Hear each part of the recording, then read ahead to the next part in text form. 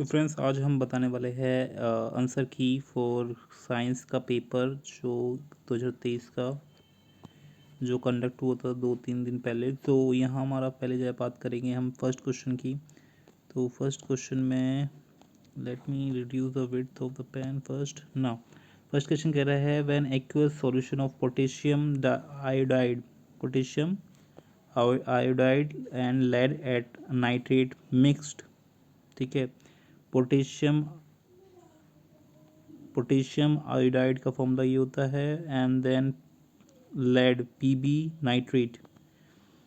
ठीक है, तो ये इसमें बता रहा है कि तो an insoluble substance separate out. तो उसके लिए हमारी केमिकल इक्वेशन क्या होगी? तो इसका ऑप्शन हमारा बी होगा। ठीक है, just check your answer. And second question कह रहा है हमारा when sodium bicarbonate react with diluted sodium bicarbonate. ठीक है, bicarbonate Na2CO3 and it reacts with HCl। तो क्या बनेगी, कौन सी गैस इवॉल्व होगी? तो हाइड्रोजन गैस इवॉल्व होगी। और जब हम मैच स्टिक को उसके पास लेके जाएंगे तो पॉप पॉप वाला साउंड भी आता है, ये आपको पता होगा। तो यानी कि ऑप्शन ए है इसमें। फिर हमारा नेक्स्ट क्वेश्चन है इसमें हमारा कि कौन सा एसिड प्रेजेंट होता है टोमेटो में? तो इसका आंसर हमें ऑक्सैलिक एसिड। फिर है एक मेटेलिक रिबन है एक्स जिसे बर्न किया जाता है ऑक्सीजन की प्रेजेंस में and with a dazzling white flame forming a white ash Y. तो वाई वाइट ऐश बनती है। तो इसमें मतलब बताना है कि करेक्ट डिस्क्रिप्शन एक्स वाई क्या होगा। तो इसमें हमारा गाइस पहली बात तो कैल्शियम हमारा मेटल नहीं होता, तो ये तो होगा ही नहीं। एल्युमिनियम होता है, जिंक होता है। तो आप तो जो ये रिएक्शन है ये बेसिकली होती है मैग्नीशियम को जब रिएक्ट करते हैं विद वाटर विद ऑक्सीजन और बर्न करते हैं ऑक्सीजन की प्रेजेंस में, तो मैग्नीशियम ऑक्साइड बनता है। Just remember that. और जो मैग्नीशियम ऑक्साइड होता है और जो ये क्या नाम है, और जो मैग्नीशियम ऑक्साइड होता है और जो ऐश बनती है यानी कि मैग्नीशियम ऑक्साइड की वो वाइट कलर की होती है। ये आपने क्वेश्चन ये पढ़ा होगा एक्सपेरिमेंट। ठीक है, एंड नेक्स्ट क्वेश्चन आता है हमारा इसमें कि the name of the salt use to remove the permanent hardness of the water. Hardness of the water को रिमूव करने के लिए हम क्या यूज़ करते हैं? Sodium carbonate decahydrate. ठीक है, सो इसमें 10 मॉलिक्यूल ऑफ वाटर होते हैं। Just remember that sodium carbonate. ठीक है, ये 2 है। लेट मी जस्ट, तो आप देख सकते हैं फॉर्मूला इसमें दे रखा है पहले से ही। So sodium carbonate and 10 molecule of water जिसे कहते हैं डेकाहाइड्रेट। डेका यानी कि 10 मॉलिक्यूल है वाटर के, इसलिए इसे डेकाहाइड्रेट कहा गया है। अब आता है हमारा कि इलेक्ट्रॉनिक डॉट स्ट्रक्चर किसका है? क्लोरीन का। तो क्लोरीन में हमारे कितने होते हैं? क्लोरीन में हमारे 7 इलेक्ट्रॉन होते हैं। लोन पेयर 3 होते हैं और एक इलेक्ट्रॉन हमारा इसमें पार्टिसिपेट करता है एक क्लोरीन का। ठीक है, और ऐसे ही दूसरा क्लोरीन होगा, इसमें भी एक होगा और यहाँ 7 होंगे इसके वैलेंसी में इलेक्ट्रॉन्स। यानी कि एक इलेक्ट्रॉन इसके साथ ये शेयर करेगा, इसके साथ ये शेयर करेगा और शेयरिंग बॉन्ड बनाएंगे और इससे ऑप्शन हमारा सी होगा।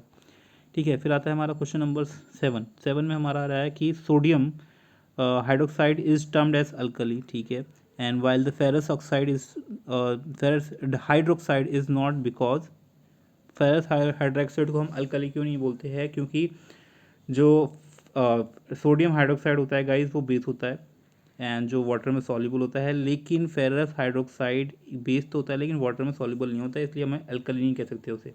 Alkali is all alkalis are soluble in water. So B option इसका करेक्ट होगा। तो आप अपना मार्क क्रॉस चेक कर सकते हैं कि आपने क्या ठीक करा था। Opening and closing of automata is due to, किसकी वजह से होता है? ये होता है जो ओपनिंग क्लोज एंड क्लोजिंग होता है वो एक्सचेंज ऑफ CO2 की वजह से होता है, एक्सचेंज ऑफ गैसेस के लिए होता है। सो इसे diffusion of CO2 in and out of the guard cell, तो इसे गार्ड सेल भी कहा जाता कहते हैं। ठीक है, फिर आता है water is in the root enter, water in the roots enter due to. तो वाटर जो एंटर करते हैं रूट्स में, जो वाटर आते हैं रूट्स में, वो किसकी वजह से आते हैं? The difference in the concentration ions between the roots and the soil. ठीक है, तो जो कंसनट्रेशन होता है, डिफरेंसेस होता है सॉइल में एंड रूट में, ये डिफरेंस होता है, इसको इक्विलिब्रियम में लाने के लिए हमारा वाटर इसमें प्लांट्स में जाता है, कभी भी कोई होता है तो हमेशा इन जो नेचर है, नेचर भी गाइस इक्विलिब्रियम में लाने की कोशिश करता है, यानी कि जिससे रिवर्सिबल हो सके। सो यहाँ हमारा ऑप्शन हमारा बी होगा इसमें, कि जो कंसंट्रेशन डिफरेंस होता है water and soil, root and soil में, उसको सेम करने के लिए ये वाटर का फ्लो होता है, उसमें जाता है सॉइल, उसमें रूट्स में। एंड ऐसा नहीं कि अब इसमें ऑप्शन दे रखा है सी कि एक्सेसिव वाटर सॉइल में होता है इसलिए रूट ले लेता है, ऐसा कुछ नहीं है। अब आता है हमारा कौन सा, which one of the given statement is wrong. DNA has a complete information for a particular characteristics. Just true. DNA is a molecule responsible for inheritance. ये भी true है, inheritance के लिए होता है responsible. Change in information will produce a different protein. Yes, ये भी true है. Characteristic will remain same even if a protein change. Protein change हो गए तो characteristic same नहीं रहेंगे. It will also change. So option D इसमें correct होगा. फिर आता है हमारा sensory nerve of the reflexes are carry the information from the receptor cells to the, कहाँ लेके जाता है इसे, जो इन्फॉर्मेशन होती है स्पाइनल कोर्ड्स पे लेके जाता है, ठीक है। तो इसका ऑप्शन हमारा ए होगा। फिर आता है हमारा कि अगर across between pea plants with white flowers VV and pea plants with violet VV result in F2 progeny in ratio of violet VV and white VV flowers will be in the ratio of 3:2। इसका correct answer है, cross check कर सकते हो आप इसका, ठीक है। अब आता है हमारे इसमें जो मैग्नेटिक फील्ड होता है सर्कुलर करंट, जो सर्कुलर लूप के लिए वो क्या होता है, ठीक है। तो इसमें हमारा ऑप्शन सी है, देख लेना, क्योंकि यहाँ हमारा एक तो जो डायरेक्शन होगी एक यहाँ बनेगी एक यहाँ बनेगी, ठीक है। और जो डायरेक्शन होती है हमारी वो कैसे होती है, साउथ टू नॉर्थ है, ठीक है। तो आपको ये क्रॉस चेक कर लेना कि हमारा ऑप्शन इसमें सी होगा। फिर आते हैं हमारे क्वेश्चन नंबर 14 पे कि दो एलईडी बल्ब है 6 और 12 वोल्ट के, जिन्हें कनेक्ट किया था सीरीज में। If the current through the 12 what is 0.6 ampere and, तो करंट 6 वॉट से कितना जाएगा, तो इसका आंसर हमारा बी होगा, 0.06 ही एम्पियर ही जाएगा उससे भी। तो वोल्ट का हमारा करंट से रिलेटेड कुछ इशू नहीं है, इंडिपेंडेंट है, तो यानी कि करंट भी सेम फ्लो करेगा। सो ये कंफ्यूज करने के लिए दिया गया question, alpha particle enter the uniform magnetic field as shown, direction of the motion of the alpha particle is. अगर अल्फा पार्टिकल एक यूनिफॉर्म जैसे यूनिफॉर्म आप देख सकते हैं लाइंस के बीच में डिस्टेंस सेम सेम है, यानी कि इसे यूनिफॉर्म कहेंगे। अगर कम ज़्यादा होती है तो जिससे कि यूनिफॉर्म हो जाता है, तो इसमें बता रहा है कि जो direction of the alpha particles होगा वो क्या होगा। तो इसमें ऑप्शन हमारा आउट ऑफ द पेज होगा, out of the page, into the page, out of the page, out of the page होगा डायरेक्शन। तो ऑप्शन हमारा इसमें डी होगा, ठीक है। the resistance of the resistor is reduced to half of its inertial value, ठीक है। if the other parameter of electric remains unaltered, अगर कोई चेंज नहीं किया जाता, amount of the heat produced in the resistor will become half, क्योंकि जितना resistance होगा गाइस डायरेक्टली प्रोपोर्शनल होता है हमारा हीट विद रेसिस्टेंस। सो अगर ये हाफ हो जाता है तो हीट भी हमारी हाफ हो जाएगी, तो सी ऑप्शन होगा इसका हमारा। फिर यहाँ हमारा रेफरेंस रीजन दे रखे है, ठीक है। सो 17th में हमारे, अच्छा इसमें बताना है कि कौन सा करेक्ट है कौन सा सही नहीं है, ओके।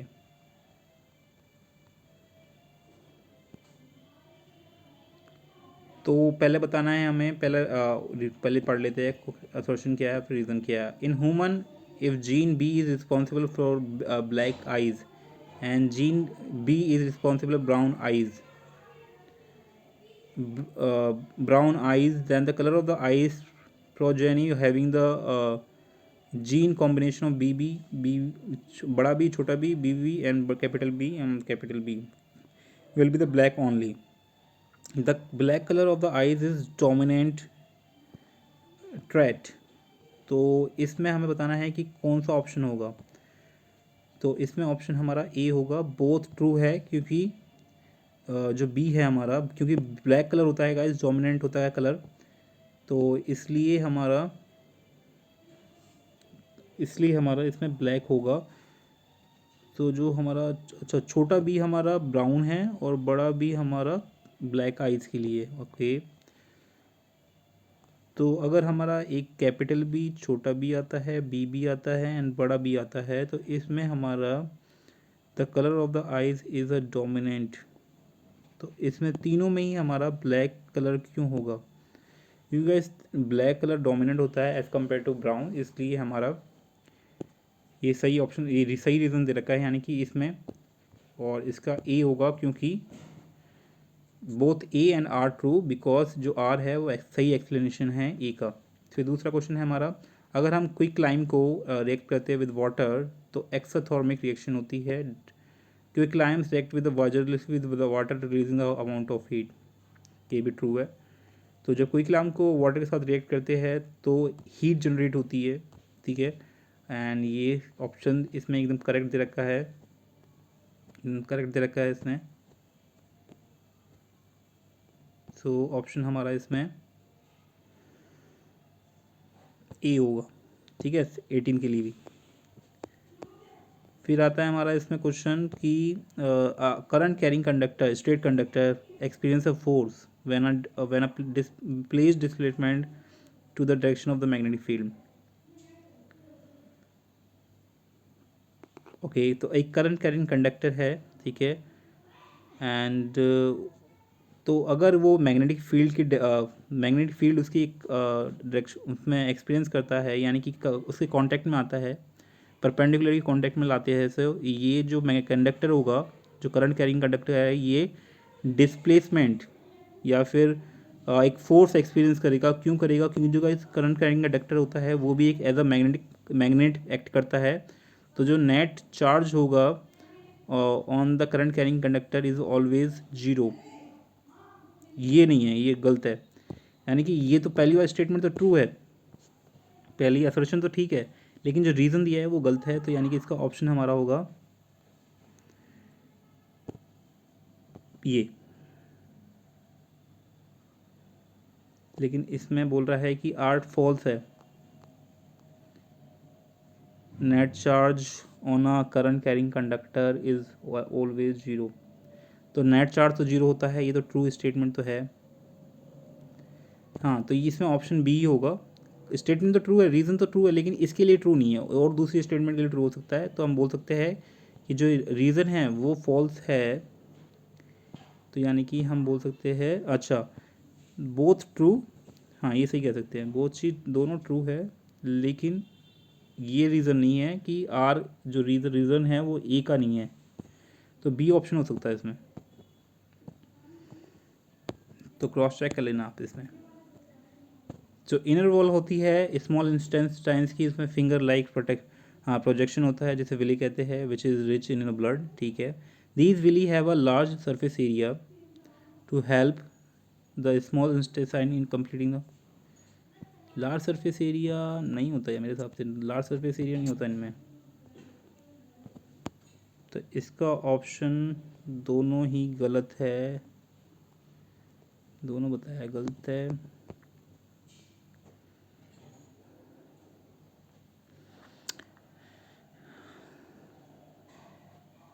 पहला तो ठीक है, कि पहला एक ये स्टेटमेंट तो ठीक है ये वाली, एंड जो दूसरा बोला है कि ये गलत है. मेरे हिसाब से गाइज इसका आंसर होगा,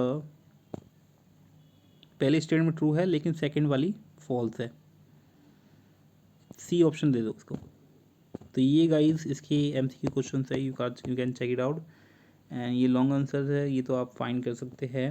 ठीक है, सो या लेट्स सी, और मैं बाकी क्वेश्चन सॉल्व करता हूँ and let's see what are the solutions of other questions. ठीक है, and thanks for watching. So यहाँ हमारा तरीका है कि इसका,